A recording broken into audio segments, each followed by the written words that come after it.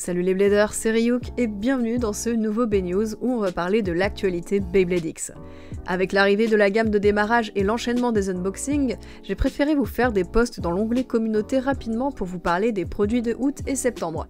Mais là, je reprends le format vidéo pour de bon.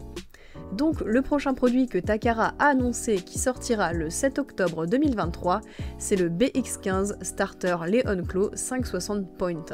C'est une toupie à rotation droite et de type équilibre, donc on a une nouvelle toupie avec de toutes nouvelles pièces et une pointe que j'aime particulièrement. Elle me fait un petit peu penser à DS et FB de Metal Fight qui ont des comportements intéressants dans l'arène. Elles peuvent changer de vitesse de déplacement en fonction de l'inclinaison, donc ça peut être sympa à exploiter dans le nouveau stadium pour accélérer en direction de la X-Line. J'ai hâte de voir les premiers tests. Et du coup, qui dit starter dit lanceur, et cette toupie est fournie avec une recolor exclusive du lanceur à crémaillère.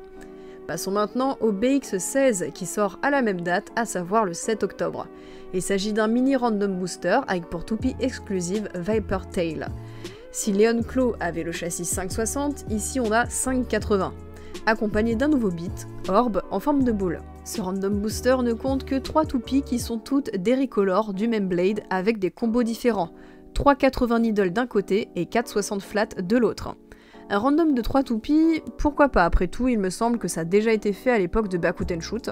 Sous Beyblade Burst, les random boosters de 6 à 8 toupies tous les 2 mois, franchement ça commence à être vraiment lourd pour le porte-monnaie. Et attendez, parce que c'est pas fini pour le mois d'octobre, on a encore d'autres choses.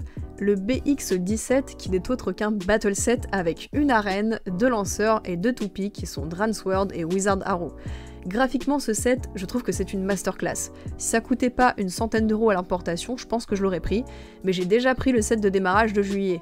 En soi, ça peut paraître bizarre, 2 sets comme ça qui sortent à la suite, mais Takara a toujours eu l'habitude de sortir un gros pack avec un stadium vers la fin d'année.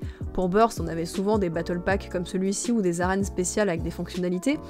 Et la plupart du temps, on avait moins cette impression de sortie rapprochée, car le pack de démarrage sort avec la nouvelle saison en avril. Là, Beyblade X a été lancé en juillet, donc c'est pour ça que c'est plus rapproché. Dans tous les cas, si vous savez pas quoi prendre pour Noël, ce set, c'est un banger foncé. De façon anecdotique mais pas moins intéressante, le lanceur à ficelle à rotation droite sort enfin à l'unité dans le BX18. Avant de finir, j'aimerais vous parler d'une dernière toupie. Il s'agit de Stone Mont Blanc. Ça fait quelques temps que son nom traîne sur les réseaux à cause des leaks. Pour le moment, pas de date de sortie et de produit encore officialisé, mais étant donné son apparition aux côtés de Leon Claw et Viper Tail dans le chapitre 4 du manga tout juste sorti, on peut espérer une sortie d'ici la fin de l'année. Quoi qu'il en soit, perso, je vais partir bien évidemment sur Leon Claw et sur le random booster de Viper Tail. En attendant, il y a le random booster de Shark Edge au complet à unboxer, donc je vous donne rendez-vous dès la semaine prochaine pour plus de vidéos Beyblade X. Sur ce, je vous dis à plus!